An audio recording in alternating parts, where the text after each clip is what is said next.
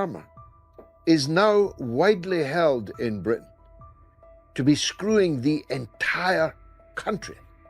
That's what concerns me. And he is in an improper relationship with the gay Bangladeshi billionaire Lord Ali.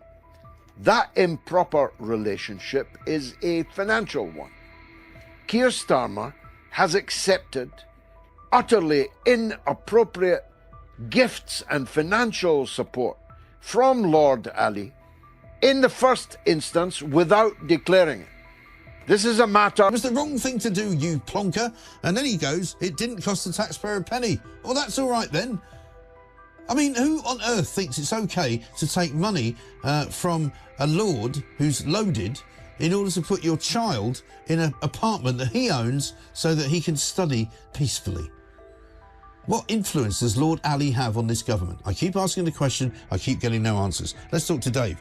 He's got... Something fundamental has shifted in British politics, not because of legislation or a Commons vote, but after one speech that rattled the establishment. At the centre of it is George Galloway, who has accused Prime Minister Keir Starmer of entering into a secret financial arrangement with billionaire Lord Wahed Ali. This isn't simply about a donation, it's about costly gifts, undeclared advantages and alleged favours in return that were never put on the record. Downing Street's response has been notable by its quietness. No flat denials, no public explanations, just a growing sense of unease across the political class. Keir Starmer, this is for Gaza.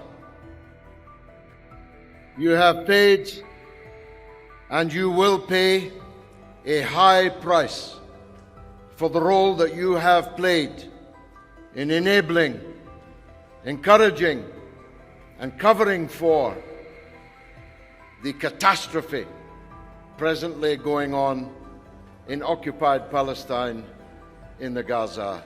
Lord Ali is described as more than a donor. He's a media heavyweight, an influencer in policy circles and, according to sources, a key architect of Labour messaging. His reach, they say, runs through think tanks, online networks and grassroots channels that shape public debate. Galloway's warning was blunt. If Starmer owes political allegiance to Ali, Britain's democracy is compromised. After all, the electorate didn't appoint Lord Ali, yet he may be exerting real control. Starmer's image hinges on integrity and openness, but if these financial ties are as extensive as claimed, that image could be a carefully funded fade. The accusation didn't fade, it detonated. Social media erupted, journalists started digging, and even mainstream outlets are now openly probing Keir Starmer's connections to Lord Wahed Ali. Of fact, he delayed as long as he could and then beyond that which was acceptable to the parliamentary authorities, the depth, and I mean real depth, of his financial relationship with Lord Ali. No British Prime Minister has ever allowed a billionaire to buy his clothes, buy his glasses, buy his wife's clothes, put him up in a multi-million-pound penthouse apartment in Soho in London. No British Prime Minister has ever had the kind of financial relationship with the billionaire Lord Ali. Tension and frustration are rising inside the Labour Party. MPs say they were kept in the dark about the alleged arrangements. Some are publicly demanding answers. Others are quietly trawling emails, records and donation lists, worried something worse might emerge. What looked like a passing row is fast becoming a full-blown crisis. Starmer's continued silence only deepens the damage. Each unanswered day breeds more speculation and distrust. A party that once appeared united and ready to govern now looks fractured and uncertain. This has moved beyond influence. It's about trust. Voters aren't merely suspicious anymore. They're asking how extensive this goes. Until those questions are answered, the void will be filled with conjecture. News for you, as if you thought the gravy train had hit the buffers. Well, it hasn't, ladies and gentlemen. More revelations from Keir Starmer. This morning he admits that he took £20,000 in donations from Lord Ali for accommodation for his 16-year-old son to study, in his words, peacefully for his GCSE exams. I presume this means That's part of the £20,000 that was racked up for using the apartment that Lord Ali has, £18 million apartment apparently, in Covent Garden, a penthouse. Now, previously they said they used that for meetings. Previously they said Keir Starmer worked there on the night of the election. Previously they said that this was a place that he used to use for planning meetings during the election campaign. Now he's saying it was for his son to study peacefully for his GCSEs. Well, I don't know how much peaceful studying he was doing while they're all having a party on election night. Really? Seriously? Starmer said, somebody offered me accommodation. Somebody, you mean Lord Ali, offered me accommodation where we could do that, and I took it up, and it was the right thing to do.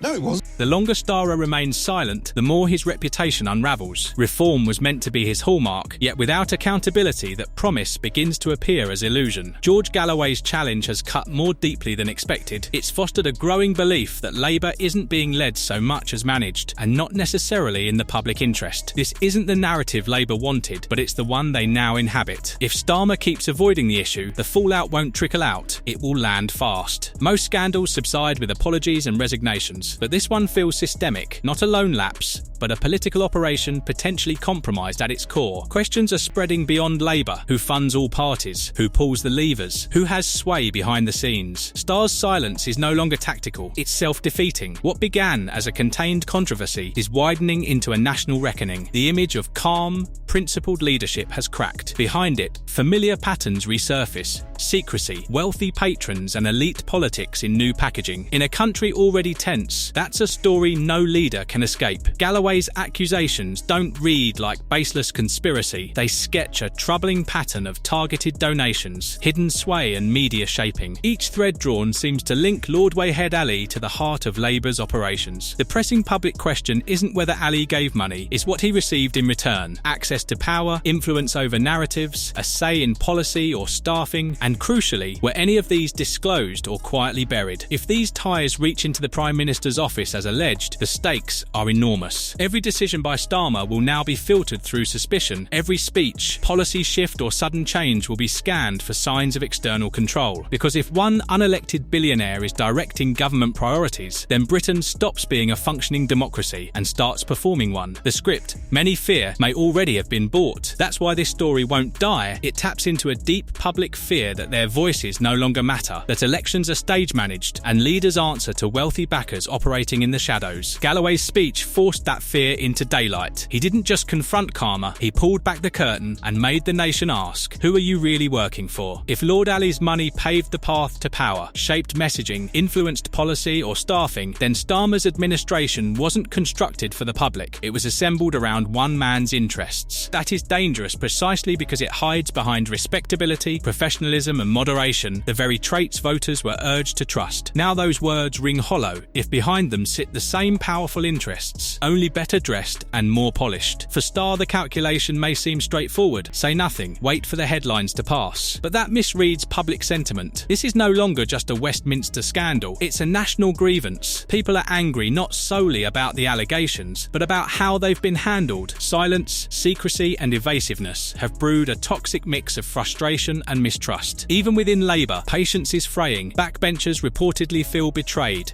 and are beginning to wonder if they too have been used. The public faces of a movement that may never have been primarily about the people it claimed to represent. If that resentment grows, Starmer risks more than public trust. He risks losing control of his party. With each passing day without answers, his authority slides. What once looked like measured leadership now reads as avoidance. And in a moment demanding transparency, avoidance looks indistinguishable from guilt. Eventually, silence isolates rather than protects. Starr promised something better: a break from chaos, a return to reason, a clean start. That promise now hangs by a thread because what's emerging isn't disorder but control, the smooth manipulation of wealth-shaping power behind closed doors. And that kind of politics exacts a cost. While Lord Waheed Ali is alleged to have been crafting narratives in the shadows, ordinary Britons face soaring energy bills, failing public services, and a cost of living squeeze hollowing out communities. The real scandal isn't just gifts or undisclosed perks, it's the widening gulf between those who govern and those who are governed.